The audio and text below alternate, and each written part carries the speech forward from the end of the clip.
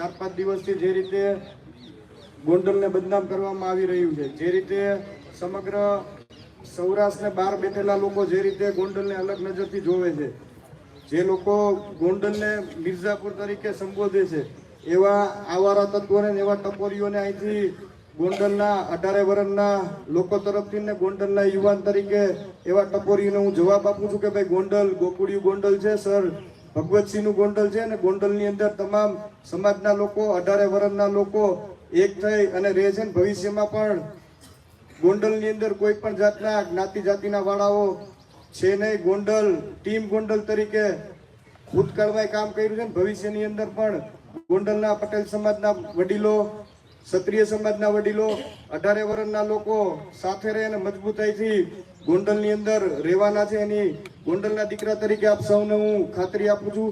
અહીંથી 500 કિલોમીટર દૂરથી 200 કિલોમીટર દૂરથી ગોંડલની અંદર ક્ષત્રિય સમાજને ને પાટીદાર સમાજને અથડાવવાના જે પ્રયત્નો કરતા હોય એવા લોકોને અને એવા ટપોરીઓને ગોંડલ વતી હું સ્પષ્ટપણે જવાબ આપું છું કે ભાઈ એ તમારા સપના છે ક્ષત્રિય પાટીદાર વર્ષિત ક્ષત્રિય કરાવવાના, એ સપના તમારા ક્યારેય પૂરા નહીં થાય એવી 18 વર્ષના લોકો તરફથી ટપોરીઓને જાહેરની અંદર હું જવાબ આપું છું. વધારે વિશેષ કંઈ નહીં, પણ આ ઘટનાની અંદર પણ ક્ષત્રિય સમાજના સૌ લોકો, પાટીદાર સમાજના લોકો, તમામ સમાજના લોકોએ જે એકતા બતાવી છે, જે સાથે ખંભે ખંભો મિલાવીને ઉભા રહ્યા છે, એમનો પણ હું હૃદયપૂર્વકથી ખૂબ ખૂબ આભાર માનું છું.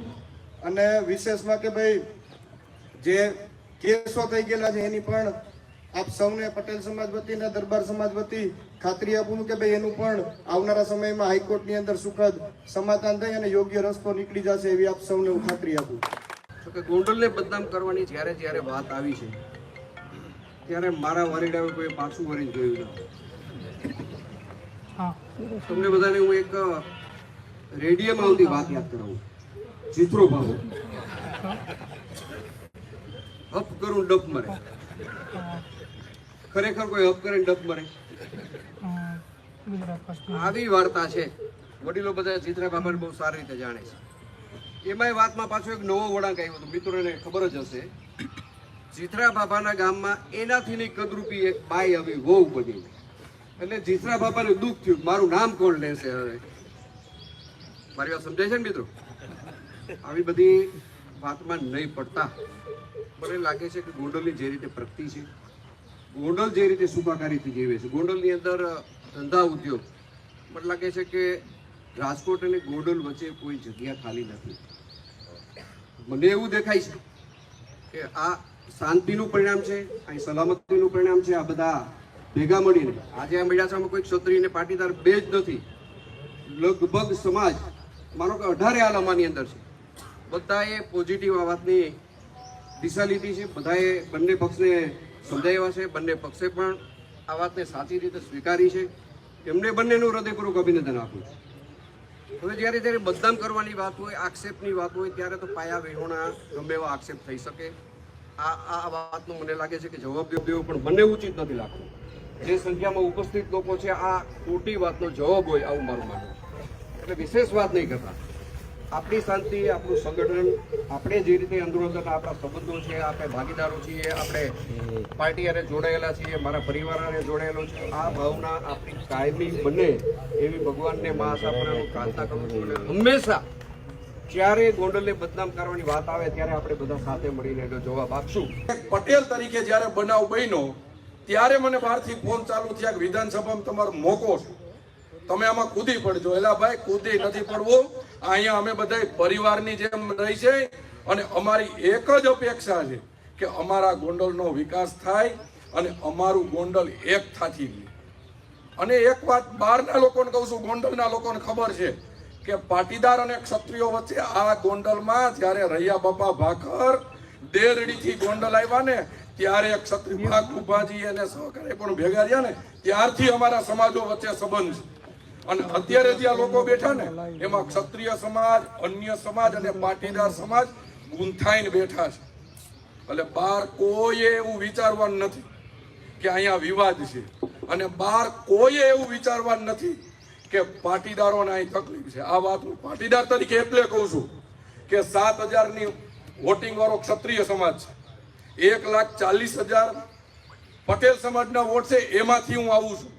જો જયરાજસિંહ જાડેજા પાટીદાર સમાજ સામે હોય ને તો અલ્પેશ ઢોરલિયાનું નેતા તરીકે ઉદ્ભવ ન થવા દે. અને મારું ઉદ્ભવ એને કરાવ્યું છે. શું કામ? બીજો કોઈ નેતા હોય તો ન થવા દે. એણે કીધું છે કે અલ્પેશને અમે બધા ભાઈની જેમ રહી છીએ. આજ અમે દીકરાની જેમ રહી છીએ. ઘણાએ અમારા પગે લાગવાના વિડિયા શેર કર્યા છે અને એને કીધું છે ગુલામ નથી. એટલે ગુલામ નથી, અમારા બાપ સમાન છે ને એટલે પગે લાગી છે અને હજી 30 વર્ષ લાગવાના છે. અને હજી જેને લાડ ટપકે કહી દઉં છું કે અહીંયા સીટ ઉપર કોઈ બહારના નજર ન કરતા, અહીંયા અમારો ગણેશ તૈયાર છે. અને એને અમે પટેલ સમાજ જો અહીં ખંભે બેહારીને ધારાસભ્ય બનાવવાના છે ભાઈ.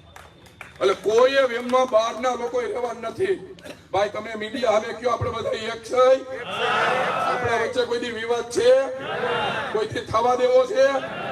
અમે બધા ભાઈની જેમ રહી છીએ, રહેવાના છે. એટલે બહારના જે લુખાવને અહીંયા ગુંડાગીરી દેખાતી હોય ને એને અજયના આવીને અહીંયા પૂછજો અમને. એલા ભાઈ, એશિયા ખંડના સૌથી મોટા એપીએમસી ના ચેરમેન તરીકે, પાટીદારના દીકરા તરીકે જયરાજસિંહ જાડેજાએ અમને બેહાર્યા છે. તમે પૂછો કોકને કે સમગ્ર સૌરાષ્ટ્રમાંથી પાટીદાર સમાજને તો વધારે હોદ્દા આપ્યા હોય ને તો જયરાજસિંહ જાડેજાએ ગોંડલમાં આપ્યા છે. અને તમે અમને એમ કહો સાહેબ વિવાદ છે. અહીંયા અમે બધા એક સહીને રહેવાના છે. અને તેને બહારના લુખાવને લાળ ટપકે છે ને ગોંડલની સીટની, ઈ ટ્રાય કરવા લડવા આવી જઈજો. કેટલી વીહે હો થઈને અમે બતાવશું. આ ગોંડલ શાંતિનું પ્રતીક છે. એક સમય એવો હતો કે ગોંડલ ચાલુ થાય એટલે કાયદાની વ્યવસ્થા પૂરી થતી હતી. અત્યારે ગોંડલ એવું છે કે ગોંડલ ચાલુ થાય એટલે જ્ઞાતિ જાતિના વાડા પૂરા થાય છે. એક ગોંડલ અને અખંડ ગોંડલ છે અને આ રહેવાનું છે. જેને જે ટ્રાય કરવી હોય કરી લેજો. અમે એક હતા સહી અને હજી 30 વર્ષ અમે બધા ભેગા રહેવાના છે. છેલ્લા સમયથી જે રીતે ગોંડલ શહેર અને તાલુકાને ઉશ્કેરવાનો, વાતાવરણને ઢોળવાનો જે પ્રયત્ન થઈ ગયો છે ત્યારે દૂધનું દૂધ અને પાણીનું પાણી થઈ ગયું. એટલા માટે અહીંયા જે તાજેતરમાં બનાવ બન્યો છે એમાં આપણે ભૂતકાળમાં નથી કરતા. આવા બનાવો સામાન્ય રીતે બનતા હોય પણ એનું સુખદ સમાધાન આપણી જેમને સફળ નેતાગીરી કરી છે એવા પૂર્વ ધારાસભ્ય શ્રી જયરાજસિંહભાઈ, ધારાસભ્ય શ્રી ગીતાબા, ગણેશભાઈ એનો પરિવાર આ શહેર અને તાલુકાની સાથે છે. જે કાંઈ બનાવ બન્યો છે જાણતા કે અજાણતા એમાં આપણે પડવું નથી, પરંતુ આથી હકીકતની જાણ થઈ છે ત્યારે ક્ષત્રિય સમાજ, પટેલ સમાજ, જયરાજસિંહ અને ગોંડલ શહેર અને તાલુકાની સાથે મળીને સુખદ સમાધાન એમનો થઈ ગયું. જાણતા કે અજાણતા જે કાંઈ થયું છે આપના મીડિયાના માધ્યમથી ને પત્રકારો સમક્ષ આજે દરેક સમાજના અહીંયા ઉપસ્થિત દરેક કોઈ શેરીના આગેવાન છે, કોઈ સોસાયટીના આગેવાન છે, કોઈ ગામના આગેવાન છે, કોઈ વિવિધ જ્ઞાતિના આગેવાનો છે, તમામ સમાજના આગેવાનો અહીંયા ઉપસ્થિત છે. ત્યારે જે તાજેતરમાં બનાવ બન્યો છે એ ક્ષત્રિય સમાજ અને પટેલ સમાજ પણ આપણી વચ્ચે અહીંયા ઉપસ્થિત છે. જે કાંઈ વાટાઘાટો થઈ છે, જે કાંઈ બન્યું છે એનું સુખદ સમાધાન આજે થઈ ગયું છે એ અમે જાહેર કરીએ છીએ. ખાસ કરીને તમે જોવો છો કે વાતમાં આમ કુંડાળા ફેરવીને જયરાજસિંહ ઉપર તીર ટાંકવું, પ્રશ્નોને કાંઈ લેવા દેવા નથી. જયરાજસિંહનો પરિવાર કોઈ પ્રશ્નમાં જાણતો નથી. એનો એમ્સ માત્ર એક છે કે ગોંડલ શહેર અને તાલુકામાં વાતાવરણ ડોળાય નહીં, શાંતિનું વાતાવરણ જળવાઈ રહે, ભાઈચારો જળવાઈ રહે, એટલો જ માત્ર એનો મકસદ છે. પણ કોણ જાણે કેમ કે અમુક લોકો જેને માઇક નથી મળતું, સ્ટેજ નથી મળતું, વણ નોતરા આવી જાય છે. ત્યારે જે ભોગ બનનાર છે એમણે પણ પૂછો કે હેન્ડલ એના હાથમાં ન રહ્યો. કોણ સભામાં મિટિંગમાં હાજર આવીને કોણ શબ્દનો પ્રયોગ ક્યારે શું કરવાના છે, જેને કારણે આ તાલુકાનું વાતાવરણ ડોળાયું છે. હકીકતે એવું કાંઈ છે જ નહીં.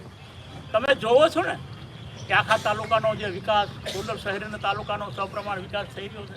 આટલા સમયથી આ પ્રતિનિધિ જયરાજસિંહનો પ્રતિનિધિ આટલા વર્ષથી ચૂંટાય છે.